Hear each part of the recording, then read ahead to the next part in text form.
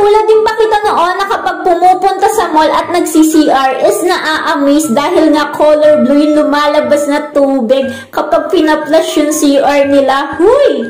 Pero ngayon, alam ko na kung ano yung sikreto nila B and I want it to share you. Representing the toilet flush deodorizer. Huy! Ito pala yung parang blue tablet na nilalagay sa flush and kapag natunaw na is automatic na magiging color blue na nga yung lalabas na tubig every time na magpa-flush kayo. Huy! Diba ang galing? I think na nasa 20 pesos lang yung bili ko dyan for 10 tablets. And yung isang tablet, naglalas siya 2 to 3 days. Depende kung gaano kayong kadalas gumamit ng CR.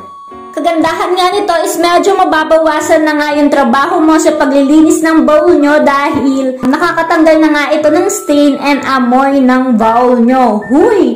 O diba ang galing? Ngayon parehas na natin alam kung ano nga yung sikreto ng mall kung bakit color blue yung lumalabas sa flush nila. Huy! Kung gusto mo nga rin ho nito, lagay ko na nga lang ho ang link sa Yellow Basket. Thank you for watching, Kuting Ting!